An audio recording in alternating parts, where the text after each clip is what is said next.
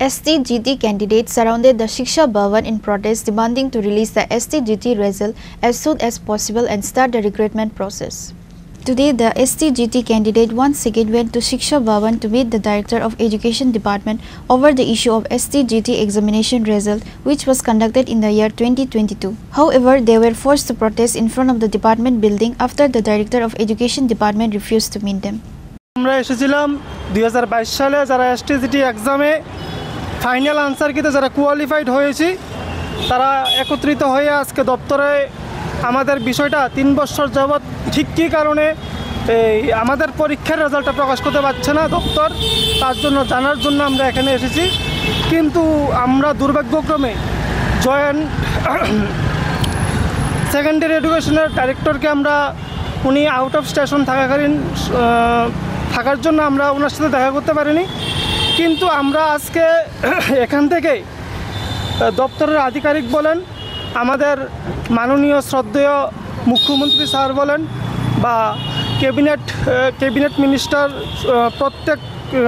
প্রত্যেকটা সদস্যের কাছে বলেন, আমরা এখান থেকে একটা অনুরোধ করতে চাই, স্যার আমরাও একটা রক্তে মাংসে গড়া জীব, আমাদের মধ্যে একটা ধৈর্যের একটা বাঁধ আছে।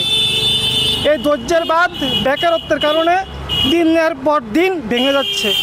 আজকে 3 বছর অতিক্রান্ত হওয়ার পরেও আমরা যখন আমাদের পরীক্ষার রেজাল্টটা পাচ্ছি না, তখন যে সমস্ত বয়স উত্তীর্ণ দাদা দিদিরা ওভারেজ হয়ে যাচ্ছে বা ওভারেজ হয়ে গেছে, তারা আজকে একটা চিন্তার মধ্যে আছে। 3 বছর ধরে আপনার মাধ্যমে বারবারই আমরা আসছি এখানে আপনার মাধ্যমে আমরা রাজ্যবাসীর কাছে তুলে ধরছি যে 3 বছর হয়ে আসছে। আমাদের 2022 সালের সেপ্টেম্বর মাসে STGT পরীক্ষা হয়েছিল, সেটা নিয়োগ প্রক্রিয়া আজও করা হয়নি।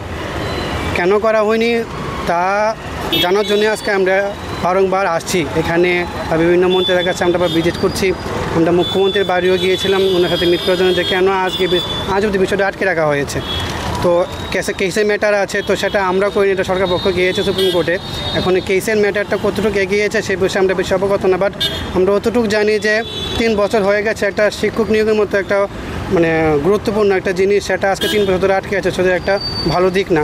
আজকে আপনারা দেখতে পারবেন দূর দূরান্তর মধ্যে যে সব স্কুলগুলোর মধ্যে শিক্ষক নিয়োগ আজকে হচ্ছে না এবং অনেক অল্প মাত্রার শিক্ষক আছে।